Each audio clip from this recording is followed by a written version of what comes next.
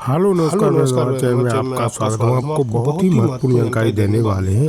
अस्थायी कर्मचारी आउटसोर्स कर्मचारी 90% का जो भी टारगेट अस्थायी कर्मचारी उनको लेकर बहुत ही सरकार ने राहत दी है और स्पष्ट कहा है कि अतिथि शिक्षकों कोई भी अड़चन नहीं आएगी। भर्ती में रीज्वाइनिंग में कोई भी अड़चन नहीं आएगी। रीज्वाइनिंग अतिथि शिक्षकों की जाएगी।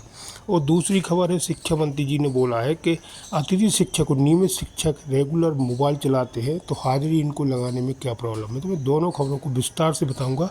आप वीडियो में बने रहें, वीडियो पूरा देखें। वीडियो अच्छा लगे तो लाइक जरूर करें और चैनल को सब्सक्राइब जरूर कर लें नई अपडेट पाने के लिए। की शुरुआत कर रहे हैं इस वक्त की बड़ी खबर के साथ। राजधानी भोपाल से खबर है, जहां पर अतिथि शिक्षकों के लिए बड़ी खबर सामने आई है। रीज्वाइनिंग को लेकर नया आदेश जारी हुआ है। 90% अटेंडेंस अनिवार्य होगा। फरवरी 2026 से अप्रैल तक 90% ई अटेंडेंस जरूरी है। नियमित मानदेय प्राप्त होना भी जरूरी है। लोक शिक्षण संचालनालय ने आदेश जारी किया है। तो बड़ी खबर आपको बता रहे हैं, मध्य प्रदेश के अतिथि शिक्षकों के लिए अब 90% ई अटेंडेंस जरूरी है और इसके साथ ही आदेश अब जारी हो चुके हैं। नियमित मानदेय प्राप्त होना भी बेहद जरूरी है। लोक शिक्षण संचालनालय ने यह आदेश जारी कर दिया है।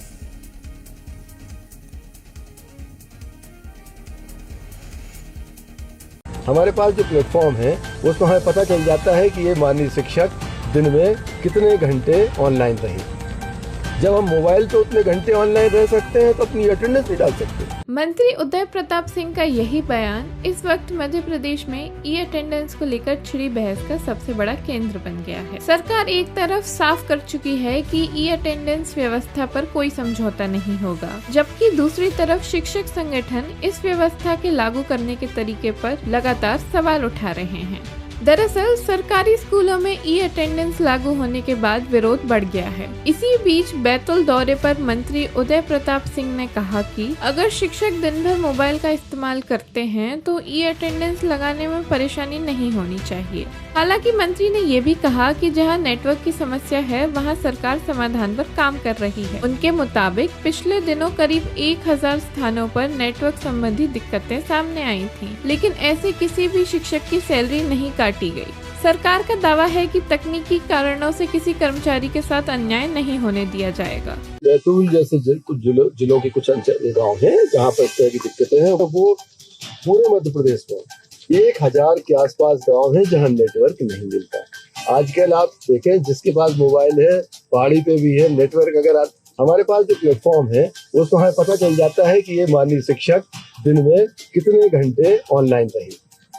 जब हम मोबाइल पे उतने घंटे ऑनलाइन रह सकते हैं तो अपनी अटेंडेंस नहीं डाल सकते। इसलिए ये कहना बिल्कुल गलत है। और जहां पर नेटवर्क की प्रॉब्लम है, सरकार उस नेटवर्क की समस्या को दूर करने का काम कर रहे हैं। जब तक वो समस्या दूर नहीं होगी तब तक उसको हमारी बाध्यता भी नहीं शिक्षक के साथ। हमारे ऐसे 7-8% शिक्षक हैं जो नेटवर्क की कमी के कारण अपना अटेंडेंस नहीं डाल पाए थे, तो उनको हमने छूट दी है, उनको सुविधाएं दे रहे हैं, वेतन दे रहे हैं।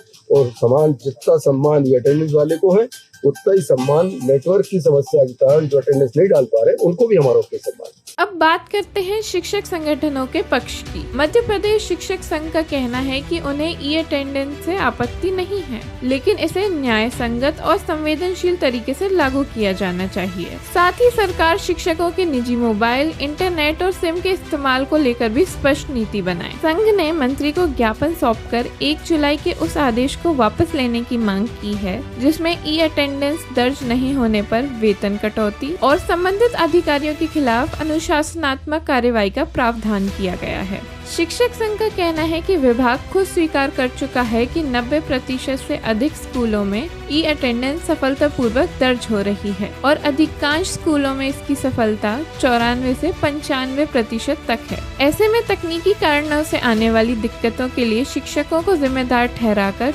वेतन काटना उचित नहीं है। फिलहाल सरकार अपने फैसले पर कायम है, जबकि शिक्षक संगठन दंडात्मक प्रावधानों को वापस लेने की मांग कर रहे हैं। अब देखना होगा कि इस विवाद का कोई समाधान निकलता है या नहीं।